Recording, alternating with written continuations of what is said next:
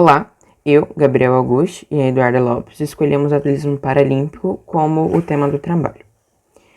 A gente começa então com a história do atletismo paralímpico.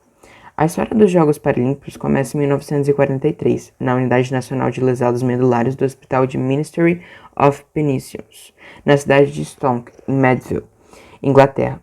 A ala hospitalar havia sido criada para atender civis e ex-combatentes da Segunda Guerra Mundial acometidos por uma lesão medular.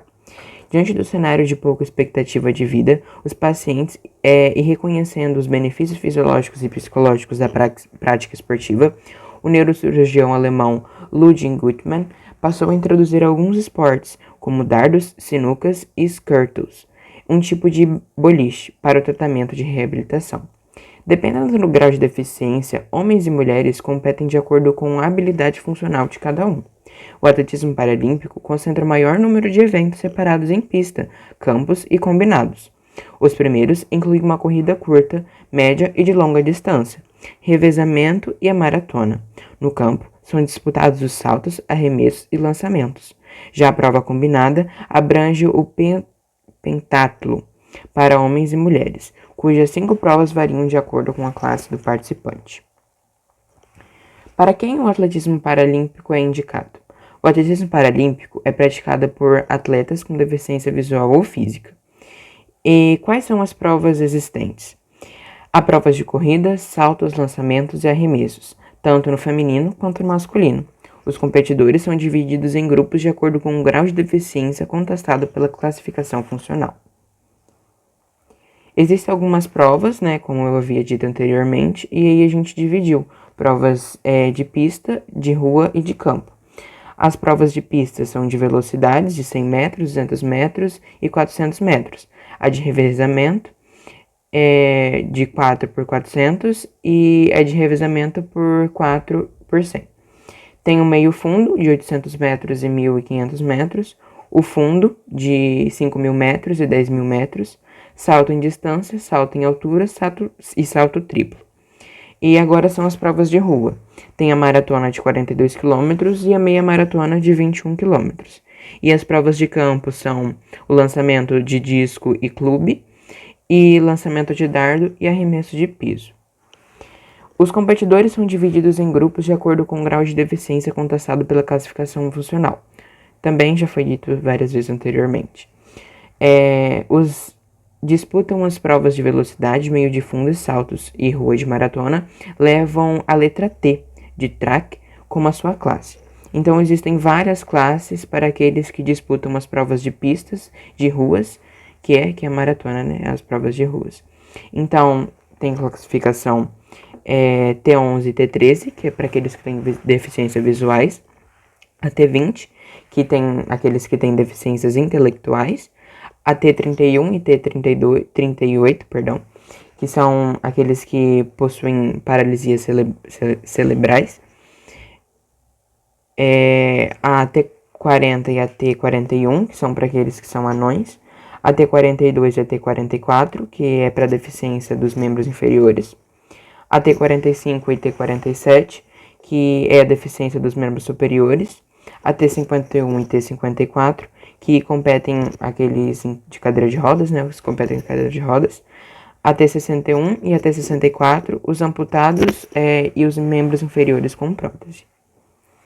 Já os atletas que fazem a provas de campo, que são os arremessos e lançamentos, são identificados com a letra F, de field, na classificação.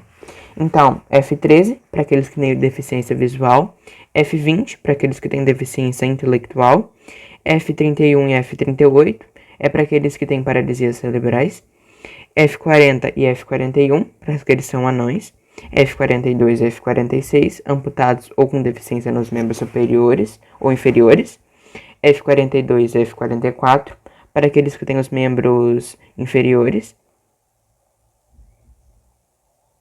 e F45 e F46 para membros superiores.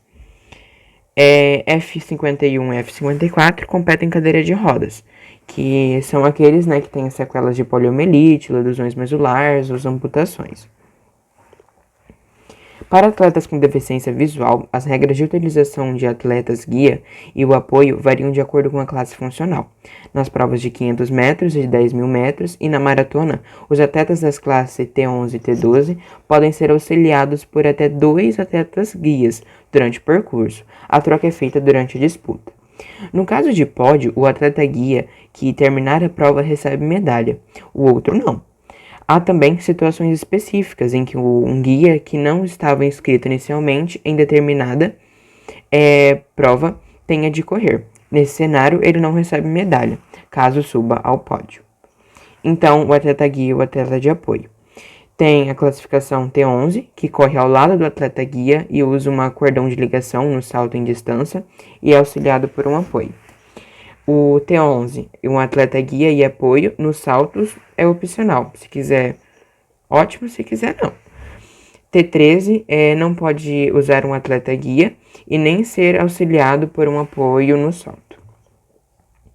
O objetivo da modalidade. O atletismo paralímpico é um paradesporto que promove a superação diária de seus atletas. Exige perseverança, comprometimento e disciplina das capacidades físicas como força e resistência. Agora a gente trouxe alguns recordes do atletismo paralímpico brasileiro. Na prova de revezamento de 4 por 100 metros, pela classe T11 e T13, que é aquela classe que tem os atletas de deficiências visuais, Diogo Walisson, Gustavo Araújo, Daniel Silva e Felipe Gomes fizeram 42 segundos e 37 milésimos e conquistaram um dos ouros para o atletismo do Brasil. Segundo, Claudinei Batista, o atleta de categoria F56, aqueles que combatem em cadeira de rodas, bateu 2 recordes paralímpicos nos Jogos de Rio de 2016. No lançamento de disco, conquistou o ouro ao marcar 45 e 33 metros. Já no lançamento de dardo, o atleta cravou 42,74 metros e também quebrou o recorde paralímpico da modalidade. Terceiro recorde.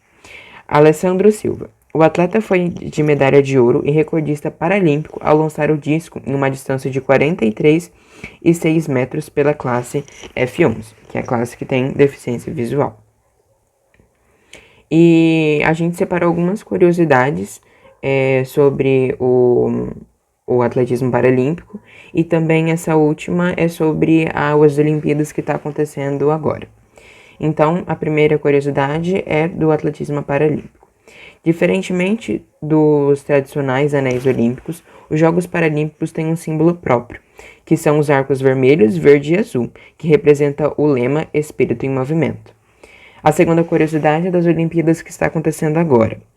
O programa oficial de Paralimpíadas é composto por 27 modalidades diferentes. Em Tóquio de 2020 serão disputadas 22, sendo o badminton e o taekwondo farão a sua estreia nos Jogos, substituindo a vela e o futebol de 5. Além disso, vale destacar que algumas modalidades são adaptadas como a natação e o atletismo, enquanto outras são exclusivamente para atletas paralímpicos, como o bocha e o goalball. E agora a gente trouxe algumas imagens para exemplificar. Essa é da classificação T11 T61 e T64, que são aqueles que têm os membros amputados, os membros inferiores amputados com prótese. E a segunda imagem, que é a classificação T51 e T52, que é aqueles atletas que competem em cadeiras de rodas. É isso.